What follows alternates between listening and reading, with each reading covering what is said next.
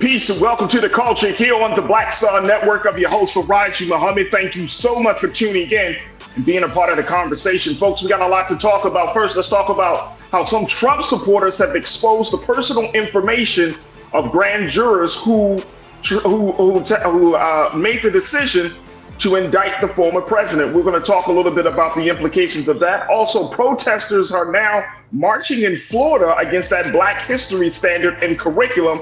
Black Florida is finally standing up, and I'm so proud of them. Also, later on, we're going to talk to the sister of Botham Jean 5 years after the murder of Botham Jean. She releases a new book, and we're going to talk a little bit about that and so much more. So stay with us. We got a lot to discuss on today's edition of The Culture right here on the Black Star Network. Let's go.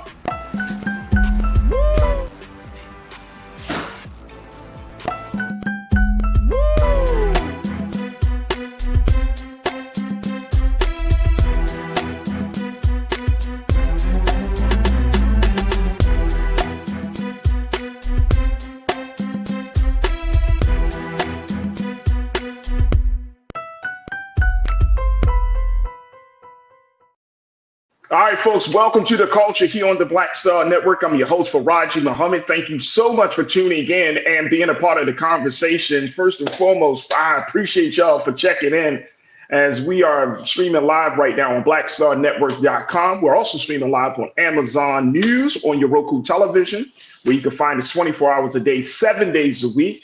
And of course, we are streaming live on two major platforms, social media platforms, Facebook and on YouTube.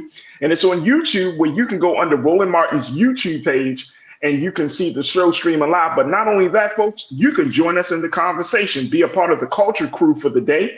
And we would love to hear what you got to say as we have these discussions. Big shout out to the culture crew that have already checked in. Deidre Hall, thank you so much. Hello, Deidre. Robin Welch, good to connect with you once again, Robin. Thank you, sis. You don't like my music? Check one, check two. Yes, sir. Good to connect with you, bro. Nicole Spicer. Hey, Nicole. How are you? Cindy D. Cindy, hello. It's good to connect with you. My sister, Karen Connor. Karen, hello. Welcome. Karen, we'll see you very soon. Yes. Tiana, thank you. Hey, y'all. Hey, Tiana. Pauline, Miss Pauline, this is a pleasure. Always checking in from the great city of Cleveland. Lonnie, reading and math, get you a job. I hear that. Carl Bowden, Carl, thank you so much. You said, what is there to be proud about Florida?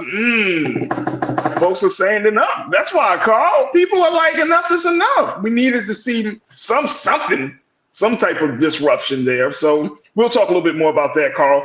Totally trusting him. Hello, good to connect with you. Teresa Heath, greetings from rural, Indiana? Yes, Teresa, thank you so much for checking in all the way from the great state of Indiana. Evans Jean Baptiste Marquise Delva, good evening. DJ Baptista, checking Florida. I hear that. Thank you so much.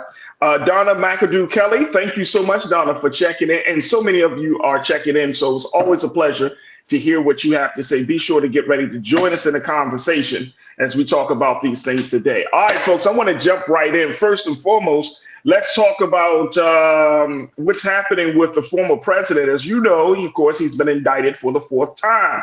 Well, now some of his supporters are not happy about the indictment, so much so that they have decided to try to go on an intimidation path by releasing the personal information of grand jurors who made the decision to indict the former president.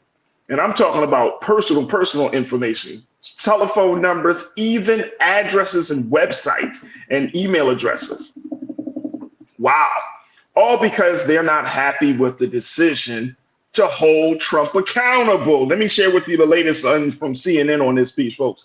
Take a look at this. Names, photographs, social media profiles, and even the home addresses purportedly belonging to members of the Fulton County grand jury that this week voted to indict former President Donald Trump and his 18 co-defendants are circulating on social media, with experts saying that some anonymous users are calling for violence against them. However, the names being circulated on these sites appear to match the names of at least 13 of the 26 grand jurors that served on the panel in Fulton County. It's unclear If those names are the actual grand jurors or just people with the same name, some addresses appear to be wrong. Unlike the federal system, when someone is indicted in Fulton County, the indictment includes the names of all of the grand jurors and so who served on the 26-member panel that handed up the charges. However, the indictment, which is a public record that's available on the court website, does not include their addresses or any other personally identifiable information. Also, in some forms, users are posting multiple social media profiles of different people who have the same name as some of the grand jurors. Wow. Wow.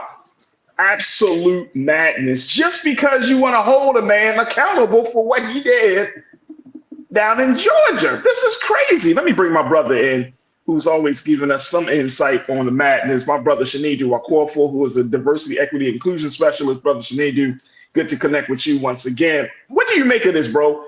I mean, this is like, yesterday we were talking about this. I was talking to my sister Suzette Speaks, and I was like, it's crazy that, you know, you got this major indictment that came down from Georgia District Attorney Fonnie Willis, and some people will go as far as to say, well, Trump is still a viable candidate for president. He's still a decent man. But then to get to this point where you're intimidating people for simply holding someone accountable, what is this all about from your vantage point, bro? I'm not sure, but people clearly aren't learning, because if you remember, it was one of the poll workers from Georgia who testified in front of a grand jury talking about that she was threatened, and I think it was her daughter was threatened as well, something around the same area of where we are. And it's clear that these people are not learning, and that is because when the truth comes, intimidation runs. And I think intimidation is what is being pushed. And for me, and I'm not making this a race thing, but what I think about is when Black children were desegregating schools and there were the kids and the families, you know, spitting at them, throwing things at them, mocking them. It's the intimidation that they try to use to kind of sidewind and make people scared of going for the truth. And I don't think it's going to work, because the truth of the matter is, grand jury or no grand jury, we know what we know and we saw what we saw. These numbers are not lying. It's unfortunate that this is where it has to go, but this is what people should be asking themselves. Is this the democracy? Is this the democracy that the Republican Party swears that they are trying to pontificate about? Is this what that democracy looks like? No, absolutely not. And a lot of this is just good old American gangsterism. You try to bully your way into a situation, or you bully your way out of a situation because you don't like the outcome. You don't want to hold a person accountable. You think some people are above the law, and I think that's part of the problem. Let me go to Tiana. Tiana, you checked in and said, isn't it illegal to expose grand jury information? I would think it is, but now it's online, Brother Shanedu. And by being online, it's very hard to figure out, like, I mean, unless you're going to do some deep investigation, like who was the first person that posted this information online or in these chats and whatnot. So it's like you could spend your time, money, resources, manpower to do that work, but it is going to be something. Now, again, like I mentioned from the CNN report, some people have the same name. So if you have a John Smith on the grand jury, I mean, good luck with that, because there are many John Smiths, right? But it's just the simple fact that do you think that there are going to be some level of accountability of individuals, Trump supporters who have done this or who are talking about this? Do you think there's going to be some consequence for it? There should be, and there needs to be. And if they're using any of the same ideology that they use as it pertains to January 6th, that will be a whole nother legal case on its own. And I am starting to trust the legal system somehow. Probably shout out to these Black women who are leading these indictments. What? You started to trust the legal system? Shout out to these Black women who are leading the indictments. You didn't hear the They are making me look at things differently. And I think there will be accountability. It may not move in the speed that we want, but I believe that there should be some accountability. But I think accountability or no accountability in the present, it should not shake anybody as it pertains to what the legal process needs to be. Things should still continue just as any other high case continues in this country, where you secure these people, you make sure these people are well housed, these jurors, and so on and so forth. And we do what we've been doing when it comes to these type of high profile cases. But I don't think the intimidation is going to work. I would hope people have learned their lessons from January 6th. But if they have not, we can slap their wrists with those indictments and that jail time yet again. And let me say, you say people hope that people learn this lesson. Let me tell you, we have learned our lesson, but has the American government learned the lesson? That's the bigger question, because the American government should have certain things in place right now. And I think, and I know this might be a big ask, Brother Sinedu, but given the magnitude of the situation that we're seeing around Trump, not just his personal life, but just the impact of him on the Republican Party, him on the largest system of democracy, there should probably be some very, very serious conversations around constitutional amendments within the next year or two. Or constitutional, I know we have constitutional conventions, right, where there should be some discussions, because the Constitution does not speak to having a man that's been 4 times indicted, 2 times impeached, running for office. There's no law against that, but it's ethically not good. So, and then when you looking at the situation around January 6th, then when you look at the situation about how some Trump supporters are exposing things, like, there has to be something in place to hold people accountable. Real Brooklyn, you checked in, my brother. You said, did we really think that this whole situation was going to be clean?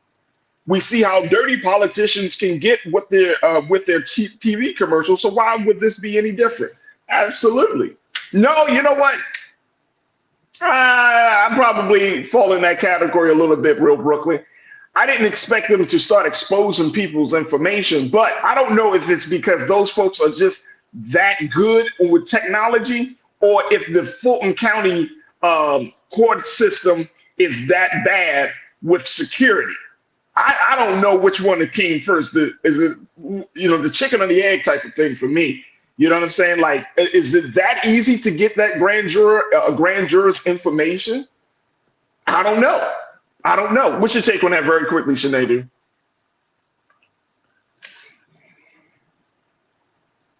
You're on me, bro. There we go. I'm with you on that one. I'm not too sure. I'm not too sure. And I do think this is something that we do because we do live in a social media age. This information just came out. We need to let things play out a little bit. We need to see where this is going to go. I don't want to assume. I don't want to say something that we have to end up retracting. I'm going to let this play out a little bit longer and see what happens. Right. Absolutely. Look, folks, we got to take a quick pause. When we come forward, more conversation, Brother Sinedu, about the situation. Also, we got to talk about what's happening in the state of Florida, as folks are saying, you know what? Enough is enough. Protesters have taken to the streets yesterday to protest against Black History standards just days before the start of the new school year.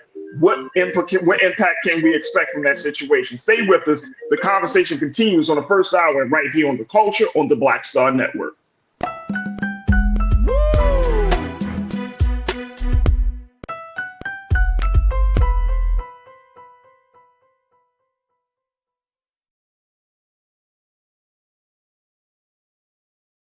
When you talk about blackness and what happens in Black culture, we're about covering these things that matter to us, speaking to our issues and concerns. This is a genuine people-powered movement. There's a lot of stuff that we're not getting. You get it, and you spread the word. We wish to plead our own cause.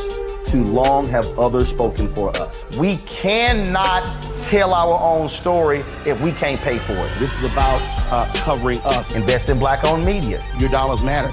We don't have to keep asking them to cover our stuff. So please support us in what we do, folks. We want to hit 2,000 people, $50 this month, raise $100,000. We're behind 100,000, so we want to hit that. Y'all money makes this possible. Check some money orders. Go to P.O. Box 57196, Washington, D.C. 20037-0196. The Cash App is $RM Unfiltered. PayPal is R Martin Unfiltered. Venmo is RM Unfiltered. Zelle is Roland@RolandSMartin.com.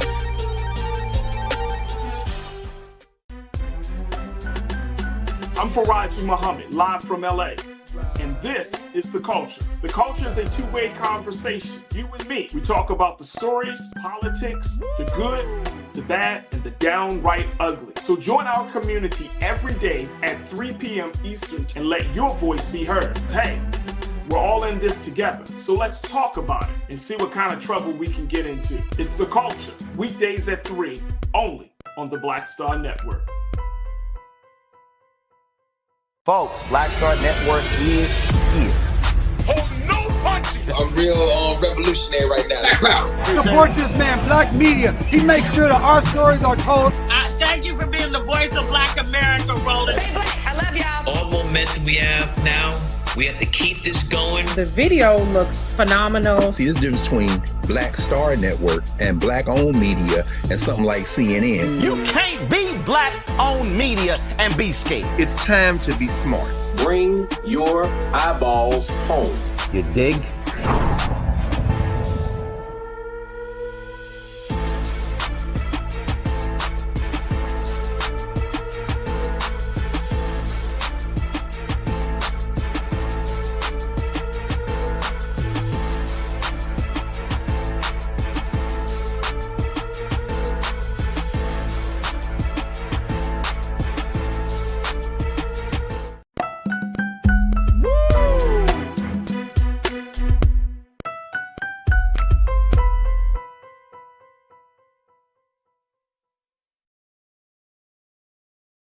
All right, folks, welcome back to The Culture here on the Black Star Network. We've been checking in with my brother Shinedu Okorafor as we talk about grand jurors and personal information being exposed by Trump supporters as a result of their decision, their vote to indict the former president down in Georgia in Fulton County, and has created some serious concern about the safety and well-being of these individuals whose information might be put on a lot of different social media spaces and whatnot.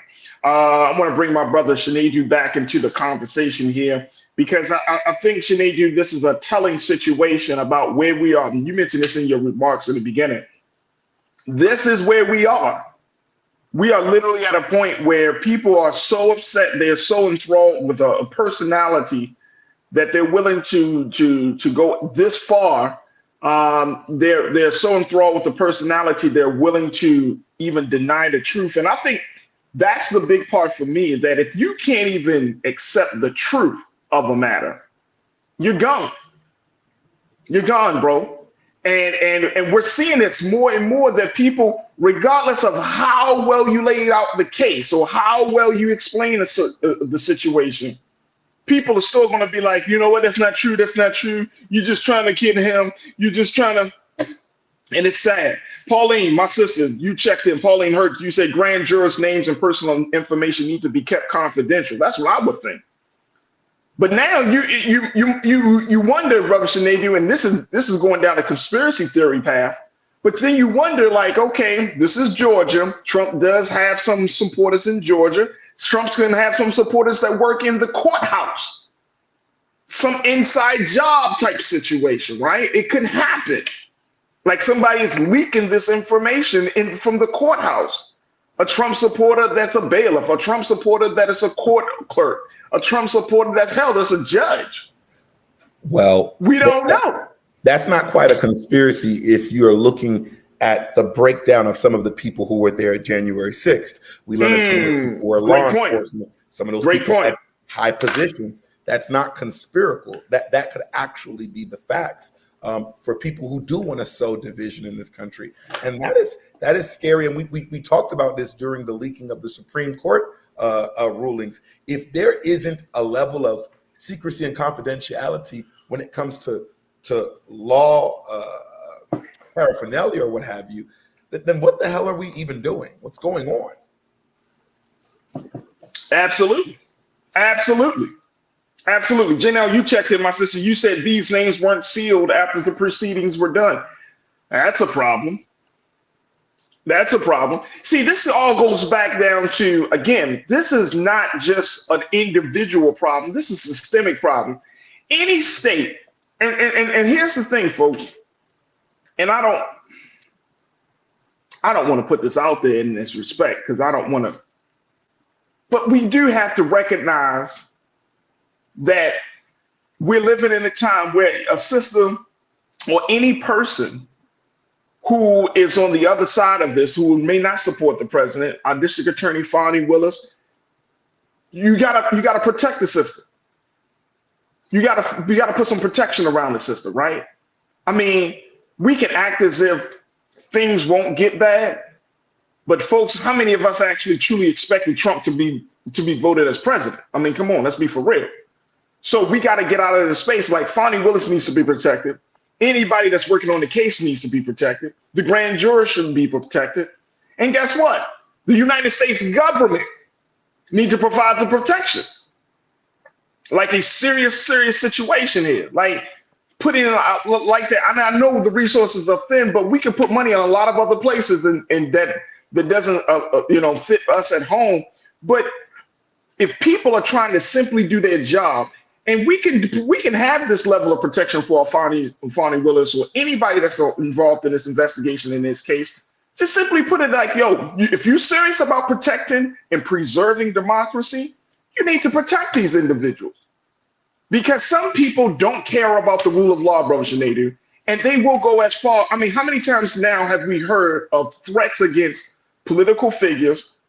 How many times we heard of threats against the president? They just locked up somebody else. I'm trying to remember. I just came across one story. They were talking about doing some type of harm to another political figure in the state. That's the time we live in. Let's stop thinking that we're living in some other time, and let's be in the present moment and say, you know what, we need to get some protection for the sister down in Georgia. Because I mean, she's trying to simply do her job. People are putting all of that burden on her to protect democracy. Well, if you want her to protect democracy, protect Fonnie Willis down there. That's my take, bro. Yeah, and to follow that take, because it's not about race, right? A lot of these people who are getting so, hell-bent over this Trump thing, where were you when she was doing all those other RICO cases? Y'all seem to have no issues when she was persecuting black rappers in Georgia. Y'all had no issues when that was the case. So it's like, I don't like to talk about race, but don't pee on my leg and tell me it's raining. Like I know what it is, and we all do. She needs to be protected because what she is doing is her job, and it's shameful in our democracy that someone who is doing their job needs to be protected higher when it comes down to rule of law. And it's a shame, but no man. And I think the reason why it's important for Trump to be indicted and hopefully jailed is because let that be a lesson to any American. No one is above the law. We need to make sure that is understood, because the truth of the matter is, if he gets away with all of this, your concern should not be Donald Trump. Your concern is going to be the next person who does it. Good point. Hey, look, Isaac Smith checked in. Isaac, good to hear from you. Thank you for being a part of the chat today, being one of our crew members. Isaac said something that I think is very important for us to keep in mind. He said Trump's Secret Service detail provides him protection. Wow. Wow. So he gets to benefit the protection of this institution. He gets to get world-class protection, while at the same time, he is being indicted for undermining the very foundation of the institution that protects him. Damn, ain't that some white shit? I want y'all to just think about that. He's being protected by an institution that stands on the very foundation which he tried to undermine in Georgia, in DC, and across the country. He gets the benefit of that. So you mean to tell me at this point, should he not lose his Secret Service protection? Come on, Isaac, you brought that up, man. I appreciate it. What does it take for a man to get Secret Service protection? It's one thing you president of the United States. It's another thing when you former president of the United States that tried to legitimately disrupt the national election for your agenda. whether it's in DC or whether it's in Georgia, and then you still get protection from the institution that you try to disrupt from. You disrupt. Because nobody can run up on you. Nobody can go to you. And see, that's why I said, Sinead, this ain't an individual problem. This is an American systems problem. It is. And if you really think about it, Farajii, because y'all going to hate this, I don't think he should lose his protection. And I'm going to tell you why. I think Trump became president to insulate himself from everything he's done before and the things. And that's the problem. Because that's the problem, bro. We can't have. He could. Look what we found out in Mar-a-Lago. Think about if we let that man on the loose. He could sell things that you and me haven't even heard of to the next highest bidder, to the next person who would give him asylum. So we gotta imprison him and still protect him. And we all know Cindy. Who else says it? Cindy, Evans. Everybody, we know presidents get protection for life. Mm-hmm. But shouldn't he lose his protection? I mean, seriously, shouldn't he lose his protection? Come on, man. Come on, bro. Come on, bro. Come on, bro. Come on, bro. I mean, seriously. He's in the country. And look, I'm not saying like I'm being honest. The American people, we are paying for that. And we will be paying for that for the rest of his life. You want protection, but you want to attack the system. You want to attack the country in areas that are vulnerable, but you're not left vulnerable. Farajii, what I want to know is, I want to know what's going to happen tomorrow at high noon if he don't turn himself in. That's what I need to know. Because we're going to see that. Apparently, she set a time and date. We'll see what happens. We got to see what happens, bro. But this is a. Yeah, but see, this is a far-reaching situation. This is a bigger problem. And I know the president, I'm talking about President Biden, I'm sure he doesn't really want to deal with it like that because it's very sensitive. It will cause a lot of, issues, but you gotta deal with this. How do you deal with it? And again, the founders of this country, the constitutionalists, the fundamentalists of this country, they did not foresee a president being in the predicament that Donald Trump is in. So now, do we keep relying on that? Or do we figure out some new rules on how to play the game, on how to engage a man and his followers like that? Because if you're telling me that all of this can continue to happen, I'm going back to my original thesis, folks. Y'all can agree with me or not.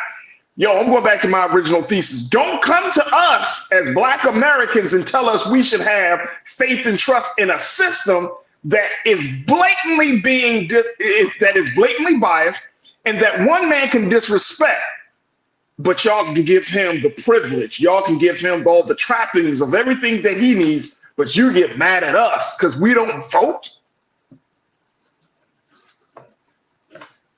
Come on, man. Don't make sense to me. It does not make sense, bro.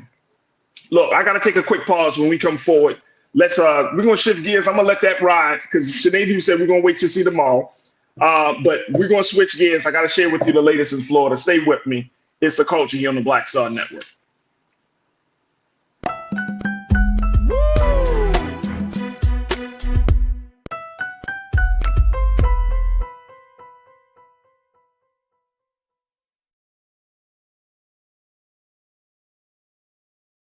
When you talk about blackness and what happens in Black culture, we're about covering these things that matter to us, speaking to our issues and concerns. This is a genuine people-powered movement. There's a lot of stuff that we're not getting. You get it, and you spread the word. We wish to plead our own cause. Too long have others spoken for us. We cannot tell our own story if we can't pay for it. This is about covering us. Invest in Black-owned media. Your dollars matter. We don't have to keep asking them to cover our stuff. So please support us in what we do, folks. We want to hit 2,000 people, $50 this month, raise $100,000. We're behind 100,000, so we want to hit that. Y'all money makes this possible. Check some money orders. Go to P.O. Box 57196, Washington, D.C. 20037-0196. The Cash App is $RM Unfiltered. PayPal is R Martin Unfiltered. Venmo is RM Unfiltered. Zelle is roland@rolandsmartin.com. For decades, the tobacco industry has deliberately targeted Black communities and kids with marketing for menthol cigarettes. It's had a devastating impact on Black health. Tobacco use claims 45,000 Black lives every year. It's the #1 cause of preventable death. In the 1950s, less than 10% of Black smokers used menthol cigarettes. Today, it's 85%. Menthol cools and numbs the throat, making it easier for kids to start smoking. Menthol also increases addiction, making it harder for smokers to quit. Menthol cigarettes are a big reason why Black Americans have a harder time quitting smoking and die at higher rates from smoking-related diseases like cancer, heart disease, and stroke. It's time to stop Big Tobacco from profiting off Black lives. An FDA ban on menthol cigarettes will improve Black health, save lives, and protect future generations from addiction. Learn more at tobaccofreekids.org/ban menthol. Hatred on the streets, a horrific scene, a white nationalist rally that descended into deadly violence. White people are losing their damn minds. An angry pro-Trump mob storms the U.S. Capitol. We're about to see the rise of what I call white minority resistance. We have seen white folks in this country who simply cannot tolerate Black folks voting. I think what we're seeing is the inevitable result of violent denial. This is part of American history. Every time that people of color have made progress, whether real or symbolic, there has been what Carol Anderson at Emory University calls white rage as a backlash. This is the rise of the Proud Boys and the Boogaloo Boys. America, there's going to be more of this. Here's all the Proud Boys, guys. This country is getting increasingly racist in its behaviors and its attitudes because of the fear of white people. The fear that they're taking our jobs, they're taking our resources, they're taking our women. This is white fear.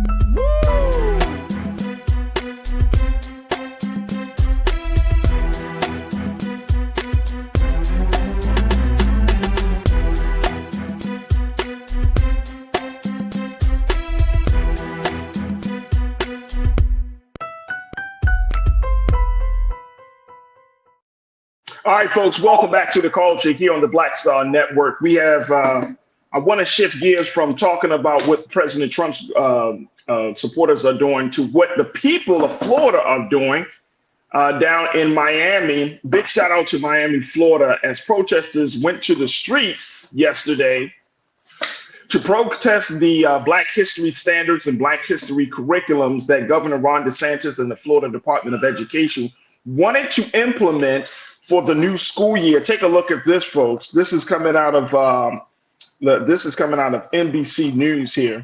We want to share with you very quickly. Dozens of teachers, students, and labor leaders marched to a Miami school district headquarters yesterday to protest Florida's new standards for teaching Black history, which have come under intense criticism for what they say about slavery. These new state standards that DeSantis has come up with will not be tolerated in our schools. We will not let our children be taught that slaves benefited from their slavery. That's a lie, said March organizer Marvin Dunn, who serves as a professor emeritus of psychology at Florida International University. Now, let me share with you the second thing here.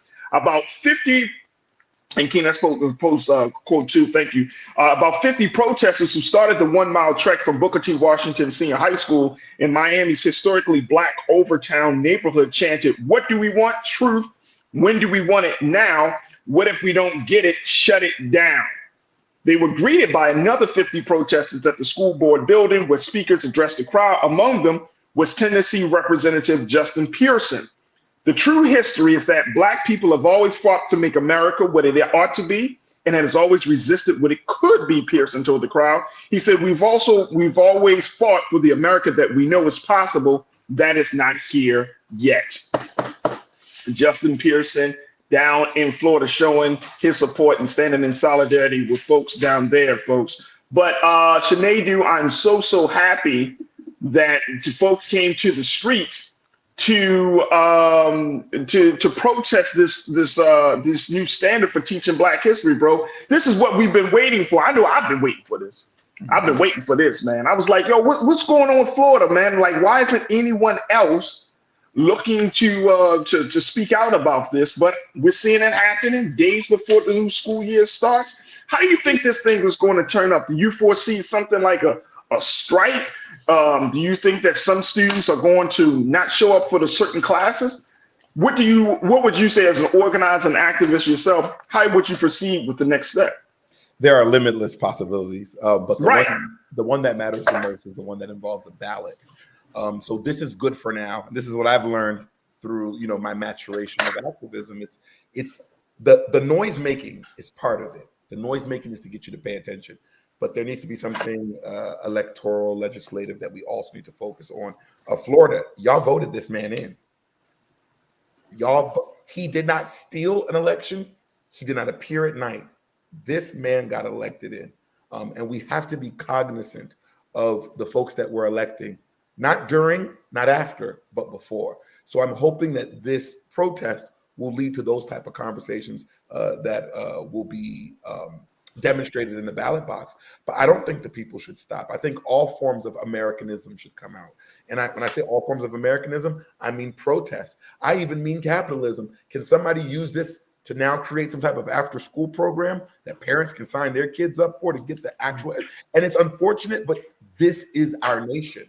This is how this nation has always existed. Whatever we can do, I think there needs to be multiple forms of protest, active and passive. I agree with you, brother. And again, I want to give a big shout out to the folks, the teachers and everything.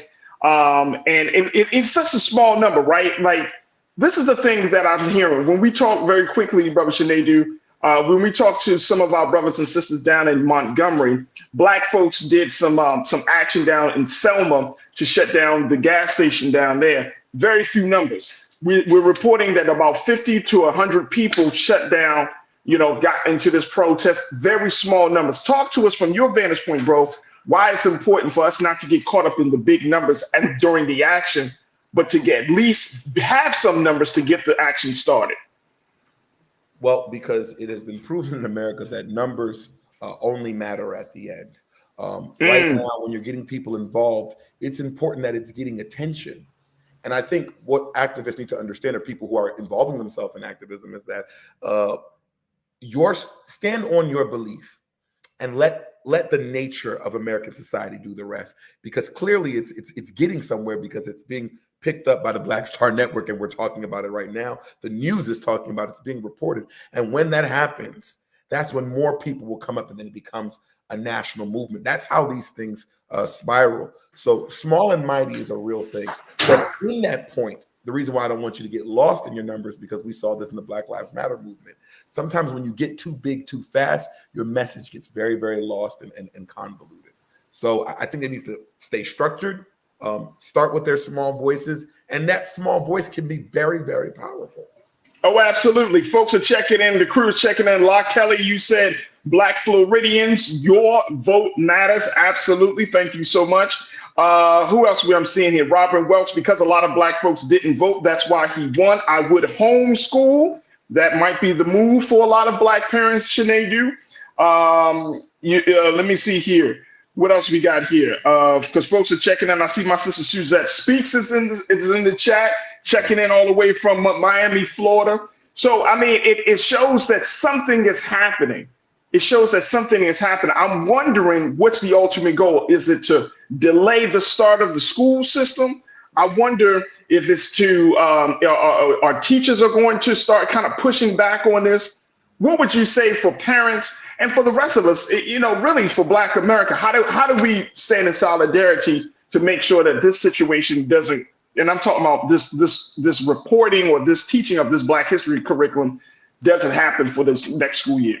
Well, I have to be very clear. This is for Black America, but this is not about Blackness. This is about American history being removed. And that's why I believe if our white colleagues really believe about what happened and the truth, it is their job to stand in front, because we know parents tell their kids Black history, and we know that Black kids live it every single day. But if folks really care about education, then we need some of these white allies or whatever you want, or history thumpers who really care about history. If it's not about race, let it be about history. We need to make sure that we have those white folks, those Jewish folks. And I say that because who would dare say that if the Holocaust didn't happen? We would be in uproar. So we would love our colleagues from the Jewish community to come and stand up with us. We would like our folks from the white community to come up and stand with us, all different people of races and creed, because if you can erase this history, you can erase any history. Absolutely. Nemra Abi Oye, you checked in, and hopefully I'm not mispronouncing your name. You said it's amazing how the powers that be are sanctioning this in Florida, because it only sets the children up for a rude awakening when they learn the truth, either in life or in college. And guess what, folks? That's what we're fighting for. That's why we're having these discussions, because at the end of the day, Brother Shanady, you know it and I know it. If you go through life being ignorant of who you are, where you come from, and your overall history and the impact that you have made on the present space that you're in, you're going to be a dangerous person. And I'm not talking about in a good trouble type of way. I'm talking about you're going to be used as a tool and a pawn. And essentially, you will not move the ball of progress forward. So we need to make sure that at every turn, to always let people know this is wrong and we got to do something about it. My brother Shanady Wakorfor, I appreciate you and love you, man. Thank you so much for your time this afternoon. God willing, we'll reconnect with you next week. Inshallah. Thank you, brother. Thank you, brother. All right, folks, we got to take a quick pause. When we come forward, let's change the conversation. It's been 5 years since the killing of Botham Jean in his own home. And today, we're going to be checking in with his sister, who has just, who is going to be releasing a new book called After Botham Jean, 5 years later. And we'll talk a little bit about the case and the work that she's doing to make sure that we not only talk about police brutality, but we also talk about healing. Stay with us. That conversation is up next with her right here on The Culture on the Black Star Network.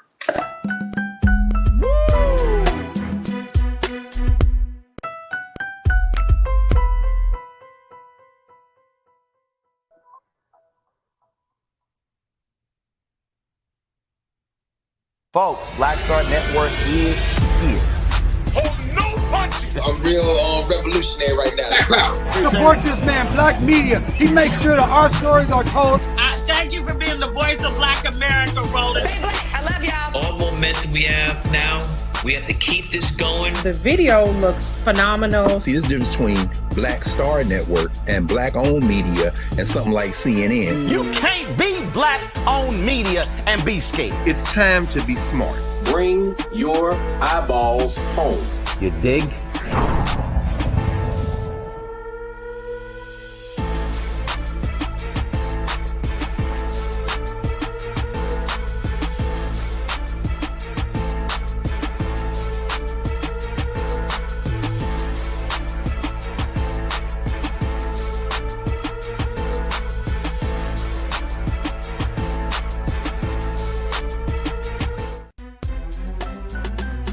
I'm Farajii Muhammad, live from LA.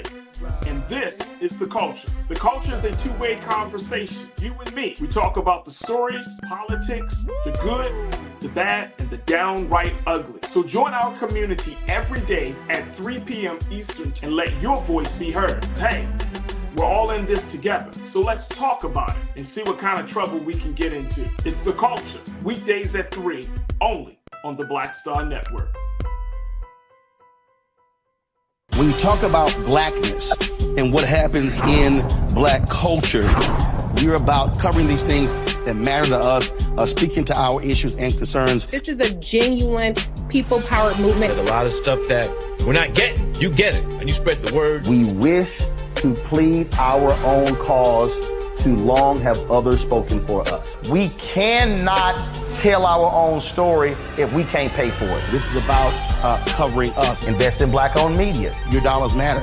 We don't have to keep asking them to cover our stuff. So please support us in what we do, folks. We want to hit 2,000 people, $50 this month, raise $100,000. We're behind 100,000, so we want to hit that. Y'all money makes this possible. Check some money orders. Go to P.O. Box 57196, Washington, D.C. 20037-0196. The Cash App is $RM Unfiltered. PayPal is R Martin Unfiltered. Venmo is RM Unfiltered. Zelle is Roland@RolandSMartin.com.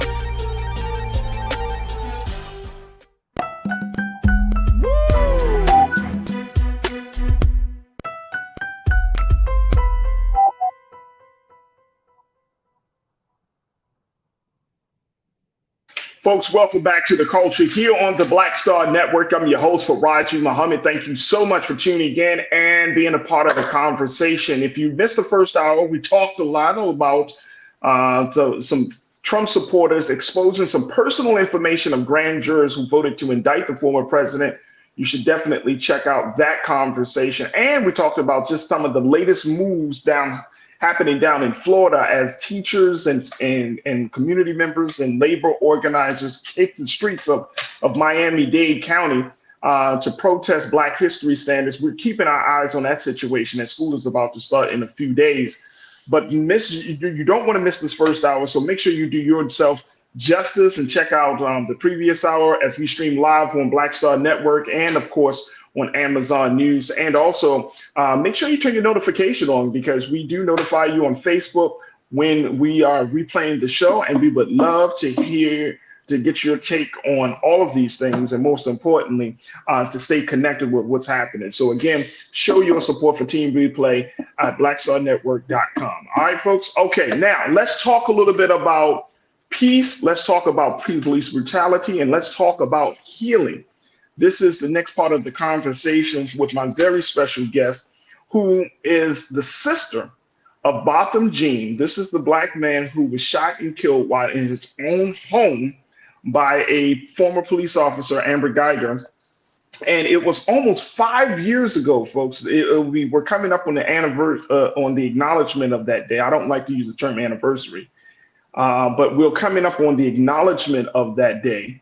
And his sister is going to be joining us in a moment to talk about her new book, After Botham: Healing from My Brother's Murder by a Police Officer, as she is still working through getting past the pain of that day, and most importantly, to make sure that other families don't experience that same pain. So we want to welcome to the airwaves of The Culture here on the Black Star Network, Elisa Charles Finley, to talk to us about this brand new book that will be hitting the shelves on September 5th, and to talk about the work that she is doing of healing and creating peace in the community. Elisa, thank you so much for checking in with us this afternoon. How are you, ma'am? I am good. Thank you for having me. Absolutely, absolutely. First and foremost, my heart and prayers continue to go out, and our heart and prayers here at The Culture, we continue to go out to you and to your family, dear sister. Even though it was 5 years ago that your brother, we lost your brother, the pain is still very real. I think a lot of people are still in a state of shock. We're still feeling that pain of what has happened to your brother. So I'm going to start this conversation off this way, sis. How are you and your family? How have you been over these past 5 years? The past 5 years have been, I would say, a roller coaster, especially with emotions and grief.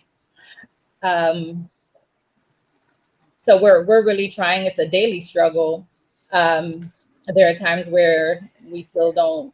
I wake up and don't believe that this is my reality, that Botham isn't here anymore. But it is a continuous journey. To not just healing from losing Botham, but to just keeping his memory alive, because that is for me top on my priority list.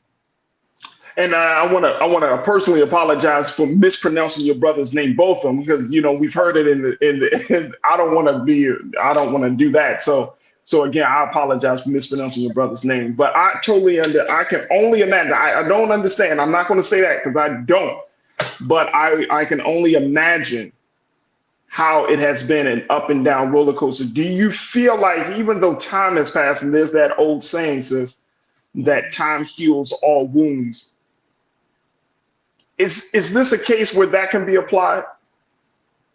No. I think what happens in time is that you learn to live with your pain. You learn to adjust. I like to explain it as if you're, it's like having one arm. It's like driving with one arm.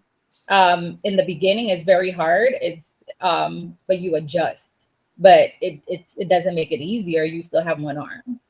So this is, living without Botham, living with this fight against the city of Dallas because they still refuse to take responsibility, even though Amber Geiger at the time was a police officer. But we do it for Botham. There was a moment in her trial where the judge approached her. Mm-hmm.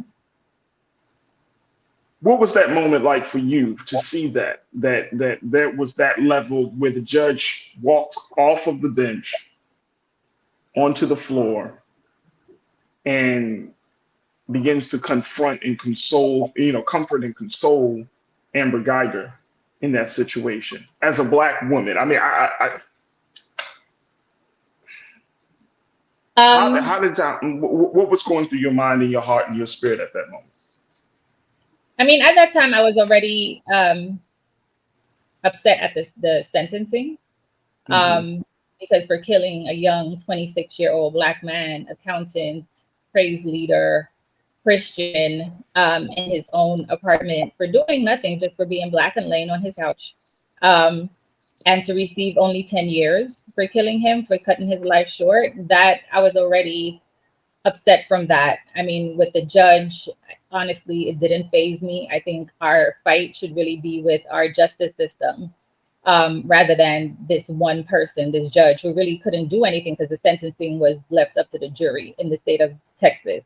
It's left up to the jury to decide the sentencing, and they're basically ordered to pick a number between 0 and 99, and there you go, that's the sentencing. So they came up with 10. So I think right now I choose to focus more on our laws, our policies, even on a federal level, so it could blanket all states then rather than the judge.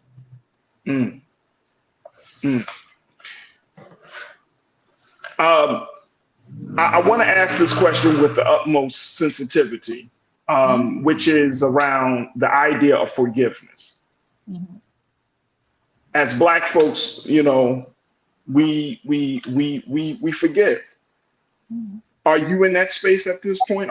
Is your family in that space at this point of forgiving Amber Geiger for what she has done, or is that not the place you're at? I could only speak for myself, and I will say no, I'm not there. I'm honestly not even entertaining being there. I know a lot of people were really upset, especially our Black community. They were upset when my brother Brant publicly forgave Amber Geiger, and I've asked everyone to just respect it, even though you don't understand it, you respect it. That was his decision. For me, I'm not there. Will I ever get there? I don't know, and I'm not forcing it. Amber Geiger took something that was irreplaceable from us, a person.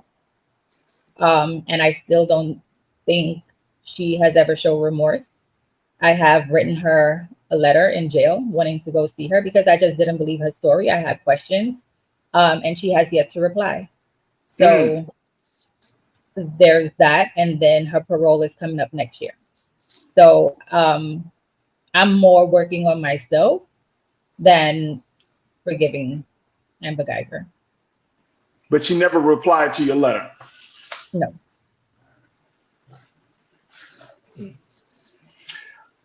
Elisa, we got to take a quick pause. When we come forward, I want to shift gears a little bit to talk more about the book that you have coming out, to talk about the work, and of course, to talk about how can Black America be supportive and be more engaged in this work that you're doing, because you're coming from a place of looking at the system, but you're also working on how to make sure that we can heal from tragedies of this nature, of this magnitude.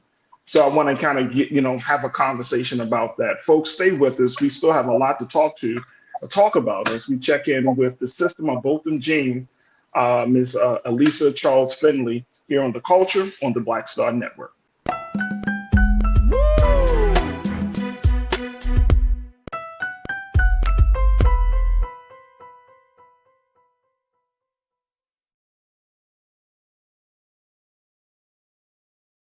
When you talk about blackness and what happens in Black culture, we're about covering these things that matter to us, speaking to our issues and concerns. This is a genuine people-powered movement. There's a lot of stuff that we're not getting. You get it, and you spread the word. We wish to plead our own cause.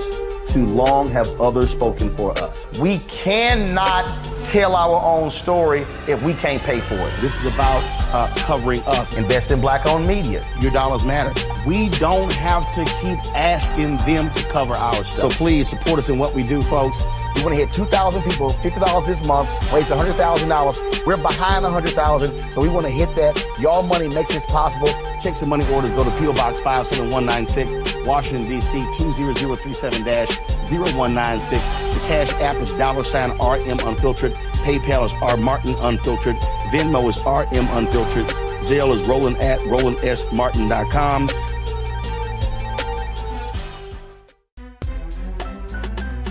I'm Farajii Muhammad, live from LA.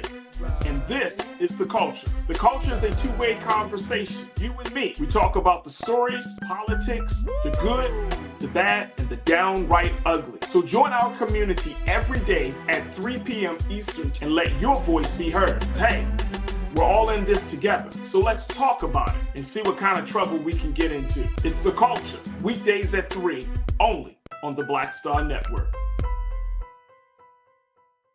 Folks, Black Star Network is here. Oh, no punches! I'm real revolutionary right now. Support this man, Black media. He makes sure that our stories are told. Thank you for being the voice of Black America, Roland.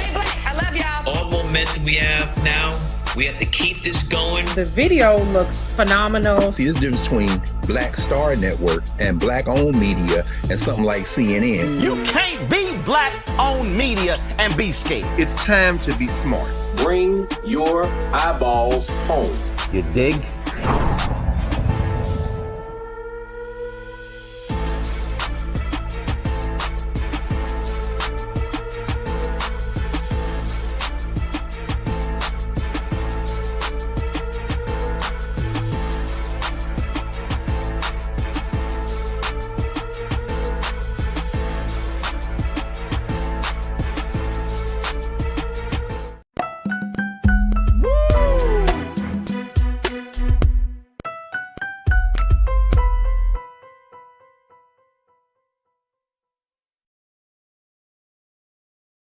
Folks, welcome back to The Culture here on the Black Star Network. We have been checking in and talking to Elisa Charles Finley, the sister of Botham Jean. And Elisa serves as the author of a brand new book called After Botham, Healing from My Brother's Murder by a Police Officer, which is the story of what happened to her brother and how she fought through the aftermath to find peace, healing, and life. Now, this book is going to be released on September 5th, almost 5 years to the day after his death. And she is working and kind of having conversations around the country, not just about police brutality, folks, but really talking about finding peace, finding some level of healing in light of this great tragedy. Elisa is also the president of a group called Sisters of the Movement, which is a coalition of sisters of police brutality victims working in unity with one another. And she's also the president of the Botham Jean Foundation, which promotes Christian intervention for social change. Elisa, again, we thank you for your time with us here on The Culture. You're doing some very powerful work. So let me start with the book here. This inspiration, you decided to release this book now, or to have this book put out now. What was the inspiration behind that? The inspiration was really, this is really the first time I felt like myself since September 6th, 2018. I started working on getting back to me in 2021. It took that long to, try to release a lot of the anger. And it took a lot. It took therapy. It took just, speaking with other people, like the sisters of other police brutality victims, and just really trying to center myself. And it when I tell you it was a process, it really was. It took, really setting timers to just meditate, setting timers to do devotion, and just so that I could feel like myself. And I think right now I am as close as I could get to feeling like myself. I don't think I'll ever get back to being me, because Botham was a big part of me. He was my brother. But I really. Mm-hmm. I'm sorry, I didn't mean that. I just want to, for those who may not know, can you share a little bit of like what type of relationship you and Botham had? So I'm the oldest, so he called me Big Sis. I was his, yes. And we spoke every day, almost every single day. The last conversation I had with him was on September 6th, 2018, and I spoke to him up until he got into his apartment. I think part of my anger also fueled from guilt, because part of our conversation, that day was the first game of the NFL season, and a friend of his, Kevin, invited him to go to a sports bar to watch the game, and I said, no, stay home. Because I felt, you're safer at home. And he listened to his sister, and he stayed home. And a few hours later, I got a call from Baylor University Hospital asking me to identify my brother over the phone. So you advised your brother just to stay home, just enjoy the game at home on that day. Yes. And he advised, and he listened to you because you Big Sis, thinking nothing of it. I mean, it's just it's a conversation about a game. Right. How did you feel like you were responsible for this in any way? In the beginning, I would say yes, I did. I think the mind is a messed up tool, because my mind played tricks on me. I've ran through every single scenario there is where I could have prevented it, even though I know deep down inside I couldn't have. But yeah, for a while I blamed myself. For a while I felt like I didn't deserve to be happy. I remember the first time, and it's in the book, the first time I laughed after Botham was killed, and I felt so guilty to laugh. So it was a whole process. So yeah, in some way I felt responsible, because if he went to the sports bar with Kevin that night, chances are he would still be alive.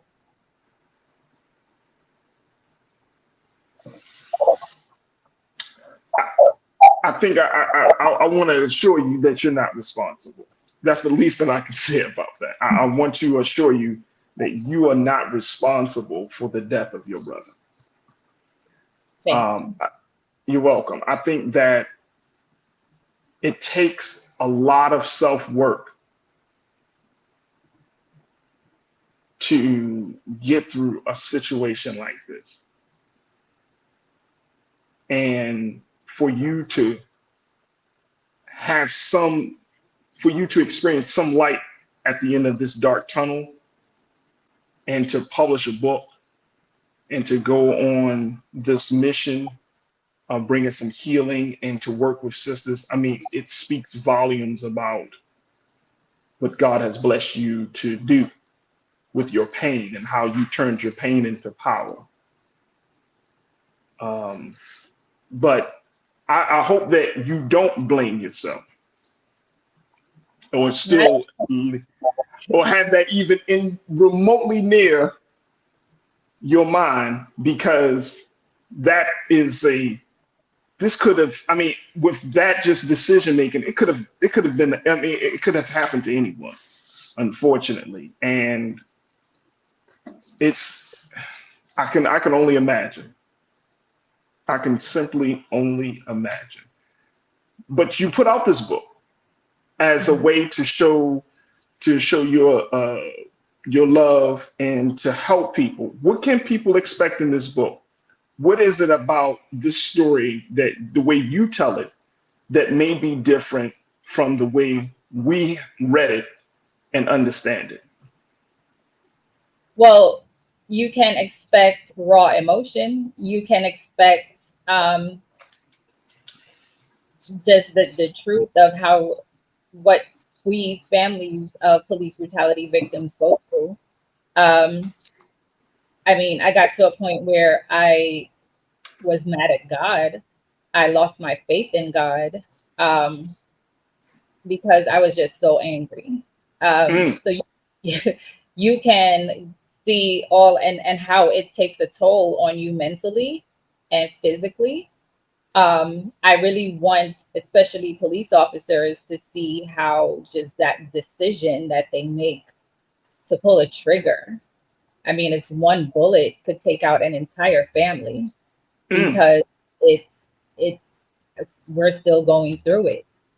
So I want them, especially police officers, to really keep that in mind before they profile us, before they look at the color of our skin as a weapon. I want them to think and treat us as human, as equal.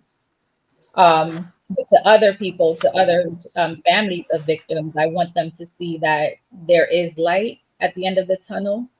I'm not going to say it will be perfect, because 5 years later, I'm still crying for my brother. I still miss him. I still sometimes dial his number just to see if someone will pick up. But it's a process, and it's okay. It's okay to go through the process. It's okay to go through the stages of grief and feel like you're healed, and then go back to the anger or go back to the sadness, because we're human. Right. And Elisa, that's the other part I was going to ask, and we got to take another pause. But when we come back, I want us to, share your some of the lessons that you have learned along the way for your healing journey, because a lot of us tend to think that, like I said earlier, that it's been 5 years, you should be further along, or that because you have national support, that you should be in a better place. But this is a journey, and everybody is affected differently, right? Even those of us who just read the story is affected. And so I would love to kind of get some more insight from you as to what your healing journey has been, and the overall feedback that you've gotten from Black folks, from law enforcement officers, and from other folks about not just your brother's story and your healing journey, about what can be done next. And then I'd like to share with you, because folks are checking in from all around the country, at least, you have a whole tribe of folks. We call them our culture crew. Our culture crew is checking in as we stream live on YouTube and on Facebook. They are in full support of your healing and your family's healing. And they have been showing up a lot of prayers. I'm seeing a lot of hearts in the chat. There are a lot of people that just wanted to say that they're with you, and that we stand in solidarity for your healing with you. So you are not alone in this, sis. You are certainly not alone. Look, we got to take a quick pause, folks. When we come back, more with our very special guest, the sister of Botham Jean, Sister Lisa Charles Finley. Stay with us. It's The Culture here on the Black Star Network.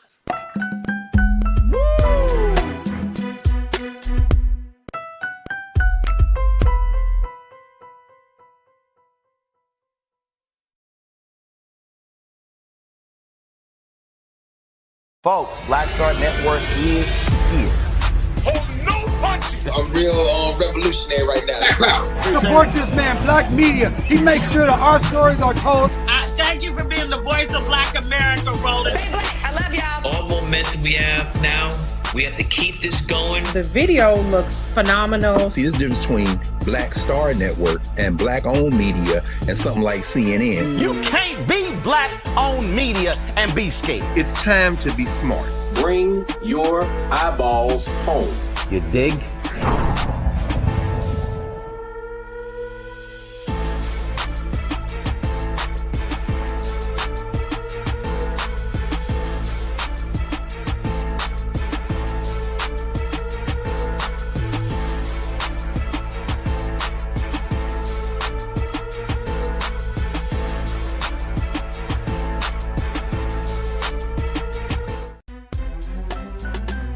I'm Farajii Muhammad, live from LA. And this is The Culture. The Culture is a two-way conversation. You and me. We talk about the stories, politics, the good, the bad, and the downright ugly. So join our community every day at 3 p.m. Eastern and let your voice be heard. Hey, we're all in this together. So let's talk about it and see what kind of trouble we can get into. It's The Culture, weekdays at 3, only on the Black Star Network. When you talk about blackness and what happens in Black culture, we're about covering these things that matter to us, speaking to our issues and concerns. This is a genuine people-powered movement. There's a lot of stuff that we're not getting. You get it, and you spread the word. We wish to plead our own cause. Too long have others spoken for us. We cannot tell our own story if we can't pay for it. This is about covering us. Invest in Black-owned media. Your dollars matter. We don't have to keep asking them to cover our stuff. So please support us in what we do, folks. We want to hit 2,000 people, $50 this month, raise $100,000. We're behind 100,000, so we want to hit that. Y'all money makes this possible. Checks and money orders go to P.O. Box 57196, Washington, D.C. 20037-0196. The Cash App is $RM Unfiltered. PayPal is R Martin Unfiltered. Venmo is RM Unfiltered. Zelle is Roland at RolandSMartin.com.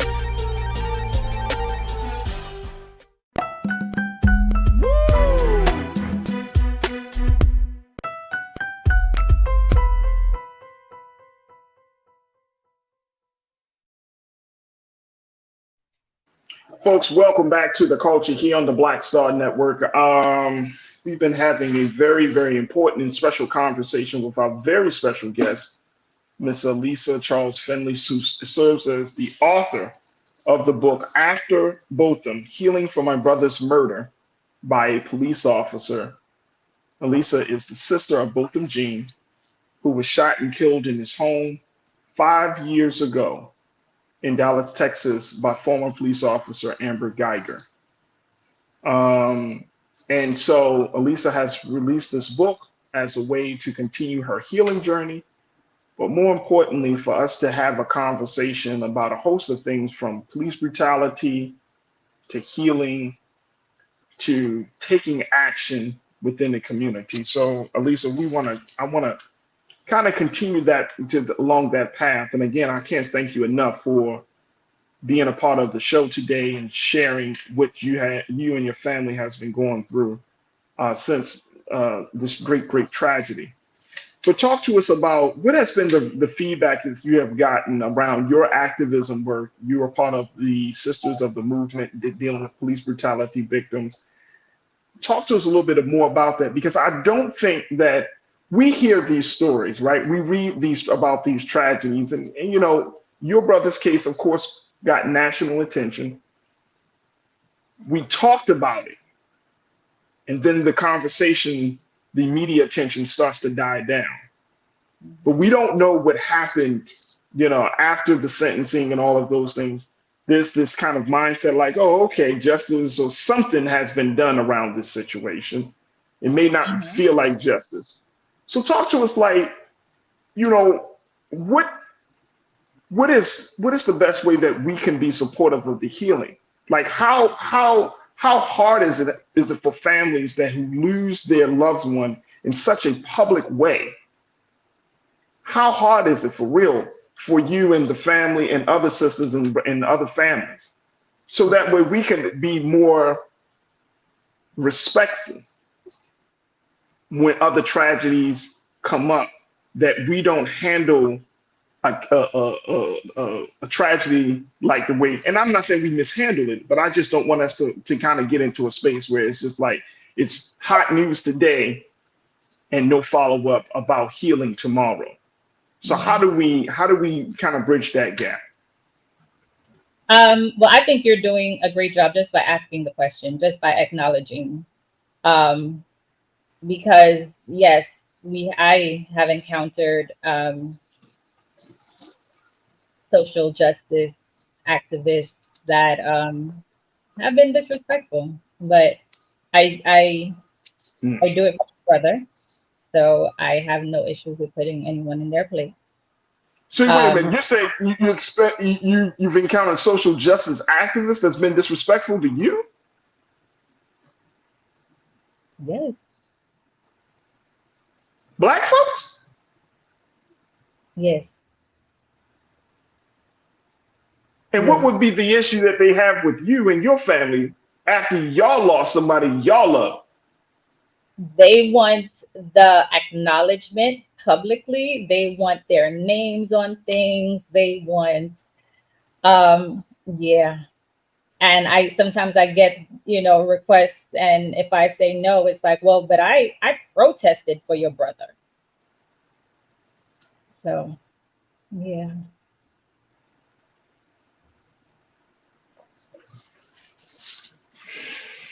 But yes, listen, ma'am. I am Listen. And look, I'm just saying, look, this is the culture. This is the Black Star Network. Our founder is Roland Martin. We're gonna keep it real. I want you to keep it 1,000 with us, because trust and believe, our supporters want us to keep it real. We want to keep it real. So if that is the situation, and it's heartbreaking to hear. That's heartbreaking to hear, sis, that here you gone through a national tragedy and people are worried about getting some clout from your pain. Yes. Yes. To the point where, here in Dallas, we were successful in getting South Lamar Street renamed to Botham Jean Boulevard. South Lamar was where the street Botham lived on. And it is also the street where the Dallas police headquarters is located. So their new address is now 1400 Botham Jean Boulevard. That part, I love it, because every police officer coming out of that building will forever say his name, because his name are on their checks. But even with that, where we went through the city council to do it, I had activists coming up to me and saying during the ceremony, like, well, why didn't you mention my name? I protested.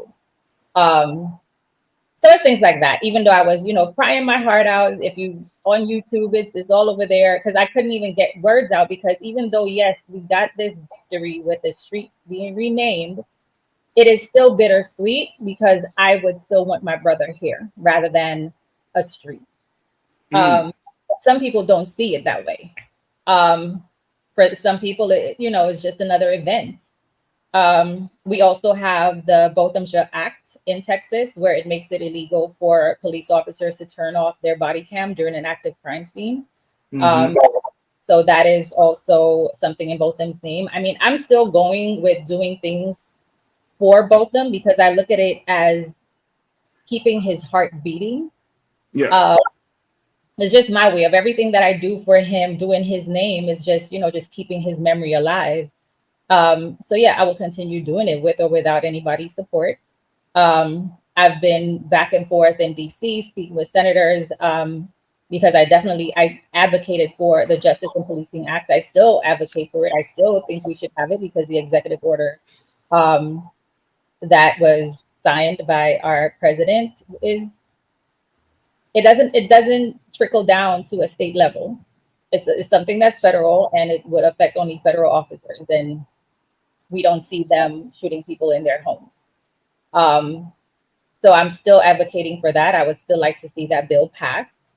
and so much more, like decertification of police officers. That's something I strongly advocate for, because if all these officers were decertified, like from Amber Geiger to Derek Chauvin and so many other officers that are involved in police brutality, if they were decertified prior, all these victims would still be alive. Because if you look at the history, it's never a first offense. Down to the police officer that killed Tatiana Jefferson in her home in 2019. He failed his psych eval, but he was still hired. So there's still work to be done, and I think there's work for every single one of us. So there's a lot to do than to fight for recognition. Oh, there's a heck of a lot, and you did all of this within the past 5 years, and more importantly, you did all of this while still in grief. Yes. Come on, sister. Look, you about to be my new superhero. I'm serious. You did all of this while in grief. How did you find the power to do it? How did you find the strength to do that? I really, honestly, it was selfish, because I needed to fill in that dead air, because I spoke to my brother every single day, and to just not have, not be able to speak to him, and just that silence all this time, I needed to do something. So I just kept myself busy. I started the Botham Jean Foundation because I was trying to fill in that time. I started Sisters of the Movement. And all of this is because anytime I sit and I think of Botham, I pick up something to do for him, instead of, grieving and crying and, feeling sad. I did something productive with that energy. I like that. Let me get a couple of our crew members very quickly. I know we got to take another pause, sis, but let me get a couple of folks checking in. Robin Welch said, Elisa, thank you for everything you're doing to keep your brother's legacy alive. Prayers are with you. Thank you, Robin, for posting that. Janae checked in and said, wow, in less than 5 years, that's a great feat. Janae also asked, what are some of the lobbying tips that you would share? How did you really start to do that level of activism? Man, I just showed up. I would still love. Did you just say, man, I just showed up?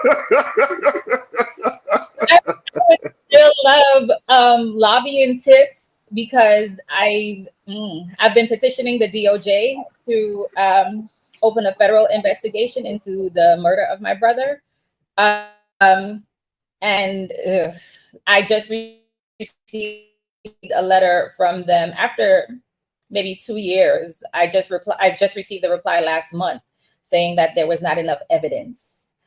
So I'm not taking no for an answer. So I'm still trying to figure out how to get back to the DOJ. Because to me, if anyone's federal civil rights were violated, it was Botham's. Facts. Absolute facts. Sis, we got to take another quick pause. When we come back, I want to talk to you about your faith, because as part of you setting up the foundation, you made it explicitly known that you wanted this to include the Christian intervention for social justice and social change. And I need to need to pick your brain a little bit to help us understand, what does that mean? What does that look like? And all of those good things. And moving forward, how can Black America be supportive of you, your work, and your family? So we will continue that part of the conversation on the other side. Folks, stay with us. It's The Culture here on the Black Star Network.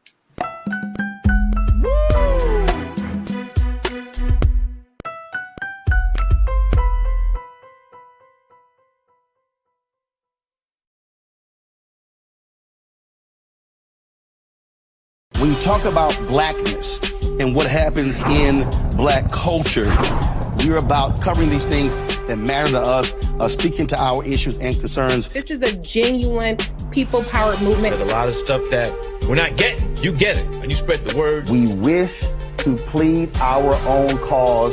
Too long have others spoken for us. We cannot tell our own story if we can't pay for it. This is about covering us. Invest in black-owned media. Your dollars matter. We don't have to keep asking them to cover our stuff. So please support us in what we do, folks. We want to hit 2,000 people, $50 this month, raise $100,000. We're behind 100,000, so we want to hit that. Y'all money makes this possible. Check some money orders. Go to P.O. Box 57196, Washington, D.C. 20037-0196. The Cash App is $RM Unfiltered. PayPal is R Martin Unfiltered. Venmo is RM Unfiltered. Zelle is Roland at RolandSMartin.com.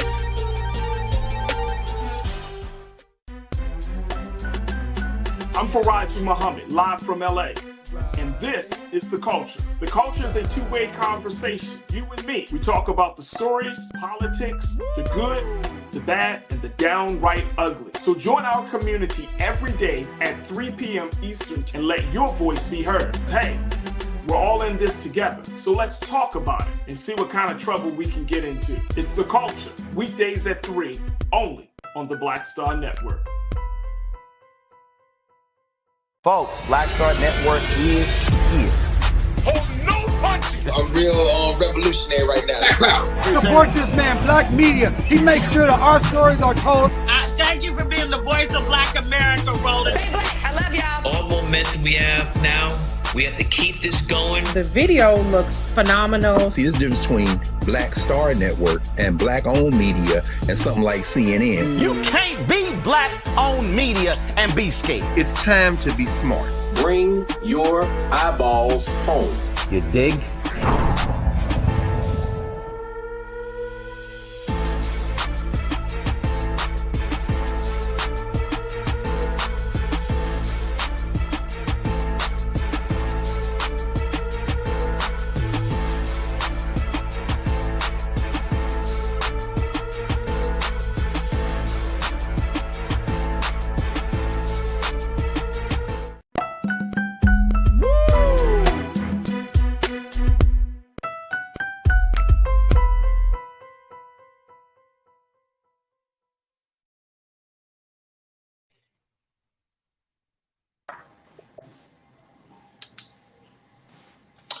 All right, folks, welcome back to The Culture here on the Black Star Network. I'm your host, Farajii Muhammad.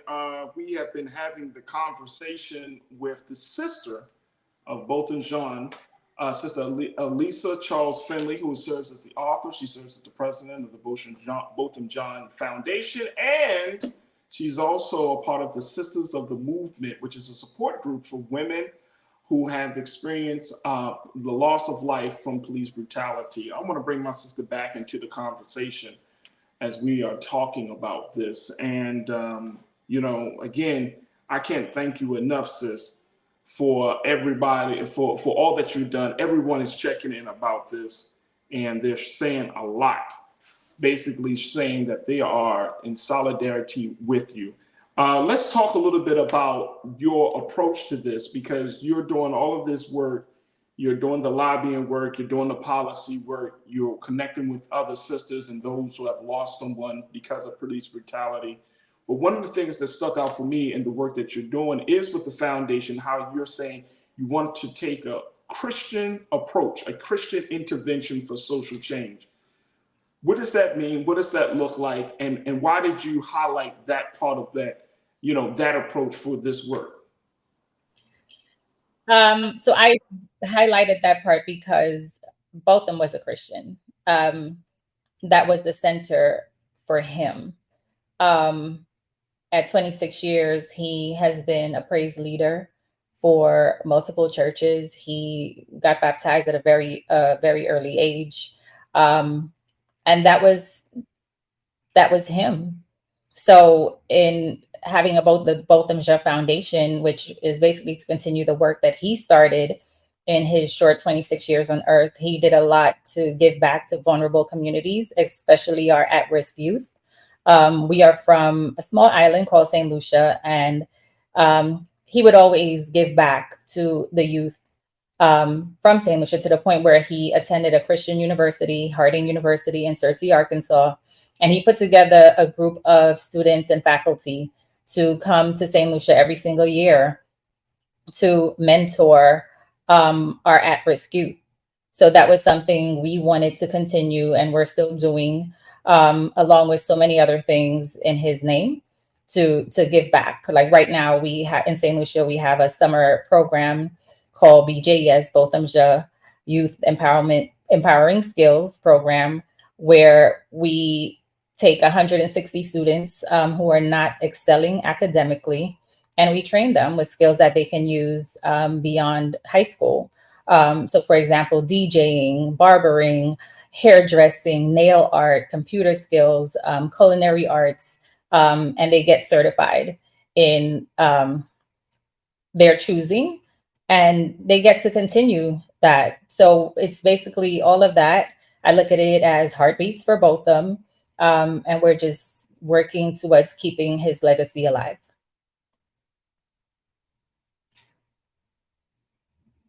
All right, there we go. Just to make the point that work is an important work to inspire the next generation. How many young people are you talking about that you are touching, that you are affecting, sis? Well, every year we do, we started doing 100, and we got just so many people reaching out. So this year we did 160, even though our limit was 150, but we couldn't say no. So we accepted the 10 more because it's important. And again, we're doing it for both of them. That is fantastic. We have a few moments left, and I know that since your faith is a huge part of this, earlier in the conversation you talked about how you did lose faith. Mm-hmm. That the grief was that heavy, and you didn't say this, but I'm understanding that level of darkness was that heavy upon you. How were you able to get through that? I retrained myself. It was really just reintroducing myself to God, or my relationship with God. Because yes, even though I've been a Christian for very long, just like both of them, when that happened, my faith wavered. I was mad at God, and I couldn't tell anybody about it, because how do you tell somebody that you're mad at God? So I worked on it after a while, and I would say 2021 was that turnaround year for me, where I really started working on it. Like I put timers in my phone, reminders in my phone to devotion in the morning, devotion in the evening, meditation, and, just doing these Bible studies, and just really working on that relationship to get back to where I was. And that was the foundation for me to my healing. Absolutely. Absolutely. Let me share with you more comments that they're coming in. Cindy D checked in and said, keep advocating. Change will come as long as it takes. So I think that's the big thing. One of my sister's sister, she's an attorney out of Florida. My sister Suzette Speaks. She says that justice can sometimes be a slow grind. But I am a huge advocate and true believer of justice, that your brother's death was not something that was in vain. We will always lift up the name of both of them as part of the conversation about why it's important for us to keep going, and more importantly, hold people accountable. Janelle, my sister, said, I'm so glad that she's sharing the truth about what survivors go through with the clout chasers. So we like a little bit of that tea, you know what I mean? Like, oh, you got clout chasers. Okay. Now we need to know. Now we need to put some people on blast. The whole other conversation. That's another conversation. I'm not asking you to do that today. We talk about your book. I don't want to give nobody no extra attention other than what you want us to give attention to, sis. So we're not worried about that today. But they're out. They're definitely out there. We got a few moments left. What is the biggest thing that you want us as Black America to do at this point, again, this happened 5 years ago. You have gone through an incredible journey of loss, pain, healing, work. You're going through it. What way can Black America be with you, stand in support of you? I mean, of course, we're putting out there that you do have this book. So, that's one way to support you and the work and, supporting the story of who Botham was really, who he is, who he was, and and the impact that he has made on your life. But how can Black America be supportive of you?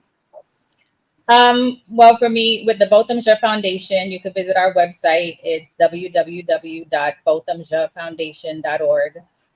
You can donate, you could follow. But it's not just me. I would say just there are other victims, other families who are going through this. Remember them. And with, everyone, I know there are a lot of activists and they do great work. But also remember the families, reach out to the families, especially, if you're protesting for a cause, keep the family at the front and center. I was just at a documentary screening 2 weeks ago in Chicago for the killing of Amir Locke. And if you get an opportunity to watch it, please do, because it's very interesting and it's very telling of the crazy system that we live in. But continue to say his name, continue to say all these victims' names, because we're still looking for justice. And if you could help any of us out in reaching out to the DOJ, we will take it. Thank you. There it is right there. We truly blessed 10 asked the question. We know that Amber Geiger is up for going to be up for parole next year. Will you be present to protest that? Will you, will the foundation, the Sisters of the Movement, are you guys going to be on that? Yes, I will definitely be there. I will be there from start to end, speaking against her getting parole. I don't know, this is new to us, so I don't know exactly how it will be, but if anyone wants to show up, pull up. Pull up. Sister Elisa, I can't thank you enough for your time today. Thank you for sharing your story. Thank you for being the woman that you are and, sharing with us just a little bit of the lessons that you've learned during this journey. Again, our prayers and condolences go out to you and your family for the loss for Brother Botham. And he seems like he was a phenomenal brother, big-hearted. He has a beautiful smile.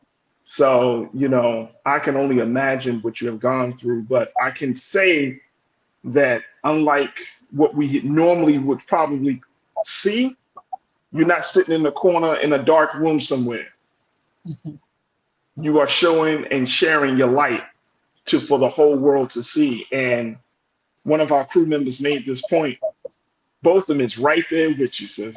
He is right there with you. So, all that you're doing, I'm sure him and all of the other ancestors are just grateful.